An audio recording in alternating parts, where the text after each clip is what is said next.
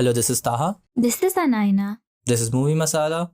and we're here to yap at you about films we've watched recently. And today we're going to be talking about No Other Land.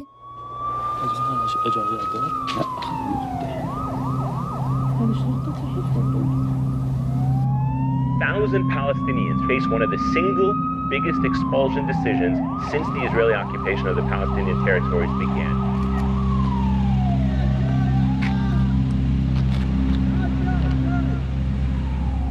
هاي قصة عن القوة.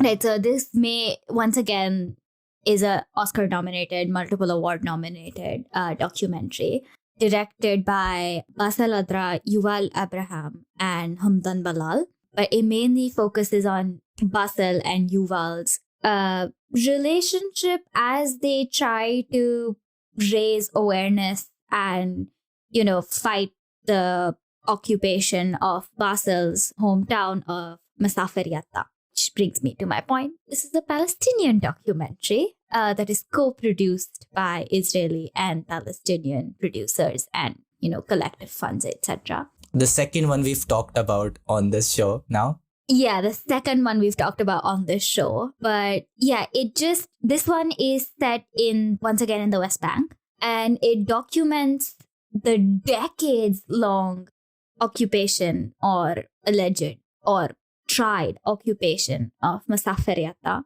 which is this region in the West Bank that the Israeli military keeps trying to take over for military-based training purposes by breaking down the houses of the native indigenous Palestinians. So shocked. Right? I'm so surprised. And just recently, like a few years ago, they won the legal battle in court. An Israeli court basically gave them permission to kind of continue with their illegal activities. And I think what this film does really well is it manages to capture that frustration, that decades-long frustration.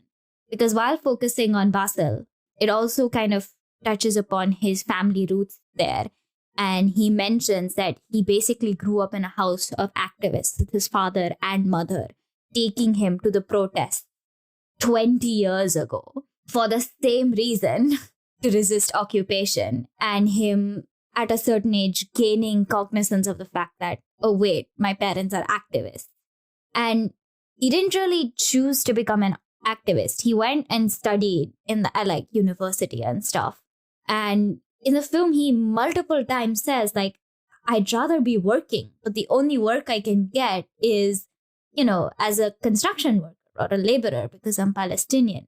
So he has to be an activist. And I think activism is such a great thing. But sometimes people forget that for people like Basel, they have no choice but to be an activist. Because when someone's breaking down your home, someone's taking away your community, your families, shelter, livelihood, lives, then what can you do but put up a camera and run after the soldier saying, I'm filming this.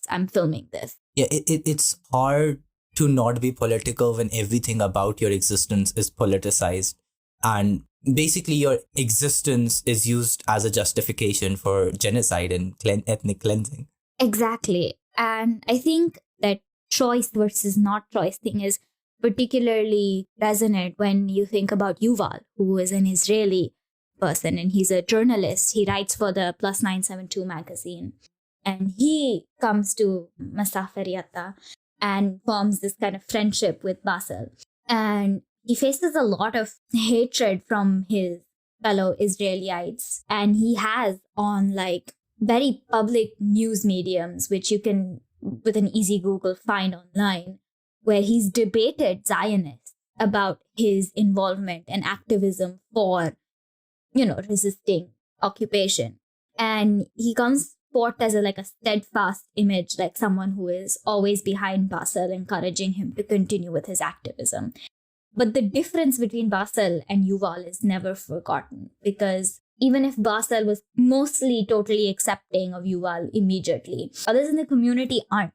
Fair. It's valid. We see a lot of discussions. The film shows us a lot of discussions between older generations from the kind of community, talking to Yuval and questioning him. why are you here? What do you want to achieve? And I mean, even Basel says it at one point, with you, this is like a 10-day project. You come, you think you can make a change and then leave. And that's a refrain of like Basel and the other people from Masafer Yatta constantly hounding Yuval about the fact that he can leave and they can't. Yeah. And Yuval, for his own part, is pretty this thing. He's like, I know, I understand my privilege, but I'm still going with that privilege. I'm still going to do what I can for you. And that's, like I said, depicted in the kind of support he gives Basel, even when Basel decides not to go forth with his activism for a while.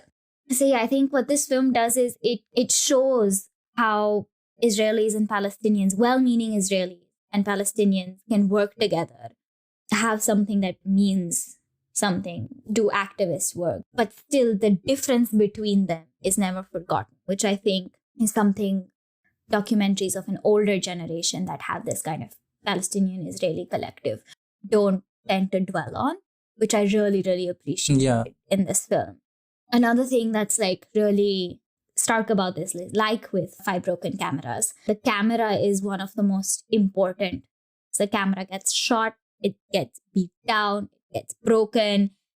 Obviously, both Yuval and Basel are kind of constantly under threat. Basel is almost arrested many, many times. He manages to escape and hide. His father is arrested once and put in jail. And yeah, basically what you see is just one after the other for 1.5 hours, one after the other, houses on these hills being broken down, and the families having to, at a snap's notice, just evacuate their homes and go and live in caves. That for someone who got shot by Israeli soldier for being in a protest, this one person who then became paralyzed to live in a dirty, unsanitary cave. Yeah. It's like, yeah, at every count, it does not release you from the kind of hell, knowing the kind of hell that Palestinians face, not just in Gaza, but have been in the West Bank as well. And it really historicizes the Palestinian struggle. It does not for a moment let you think this all began on October 7th for a film that's made after, October 7th. A film that's released after October 7th. The film they finished filming before. Oh, okay. October. Yeah. Yeah. But it was released after. Yeah. I was also going to add on like a previous point, which was you mentioning how it makes sure to distinguish between the presence of Yuval and Basel and how that thing exists. And I think that's also so powerful because it doesn't just say that there's a difference. And obviously one side is clearly facing the brunt of the oppression, right?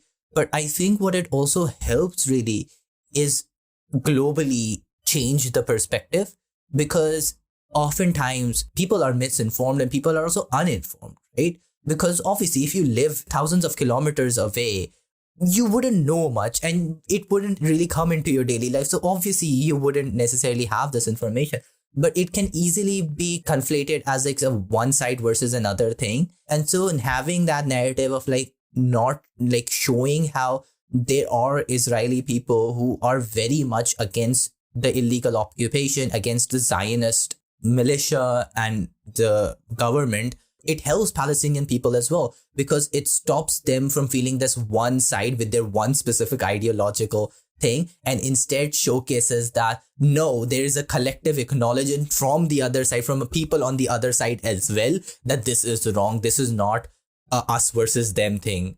I agree, but I think also what the film asks these Israelis who are, compassionate towards the Palestinian cause is to actually do something. That's what Yuval is asking them as well. It's what people from Gaza have been asking the world since the genocide began, is don't just acknowledge that we are going through pain. Please do something to actually help us. Very fair. And for people all over the world, that's already a really powerful rallying call, but especially for Israelis who are, compassionate. Like, you can't just sit there in Tel Aviv thinking, no, but I feel bad for people being killed. They shouldn't be killed. Just sitting there thinking that. It's asking them to do something like Yuval did. or probably even more than Yuval did. And so, yeah, I think it's just a really, really great film that people need to be watching, not just because of, the last 1.5 year in general for like historical purposes. And one last thing, like I mentioned at the beginning, it's Oscar nominated. Even though it's Oscar nominated, it does not have a US distributor. Yeah, that is so surprising. Obviously, because of the content, it's not getting distribution. Not saying that justifies it anyway, but giving more rather an explanation of why. Yeah, so they decided to independently release it, and there's like individual showtimes available and stuff. This is the US specific thing. And why I think that's so like ironic is the Oscars are like a United States thing. But how can you nominate something that you're in a country where it's not even being released or distributed? So like, I'm not saying they shouldn't nominate it. I'm saying they should do more so that it's distributed more so more people know about it. 1,000%. I feel documentaries are already one of the categories most people don't even talk about within the Oscars. There are two categories, two documentaries. So, but they often get glanced over, and also like they never really come into the discourse. But it's genuinely one of the best films of the year, and I feel more people should definitely check them out. For like people in the UK, if you didn't manage to catch it in cinemas, it's available on Amazon to rent and buy for quite cheap prices. I hope that is the same in the rest of the world. I know Amazon is on the boycott. Again, makes it so ironic that this is available on there. The levels of irony that go with, never mind. Anyway, whatever. Capitalism? But yeah, I think it's a definite must watch for everyone, and it's steeped in a long history of Palestinian documentary, which I think it honors and takes forward. Yeah, that's incredible. I hope I can catch this soon, and I have the films like this. You are also like, you feel like you need the headspace to be in to watch them, and I want to say, just watch them. You will never find the right time or the right mindset. You just watch them and then you take it in. It's 90 minutes, so it's not that long. So honestly, yeah, you should just sit down and watch it if possible. So thank you. Those were our thoughts. This podcast is produced solely by us. Musical assets from Pixabay. Thank you for tuning in. See you again next time. Bye-bye.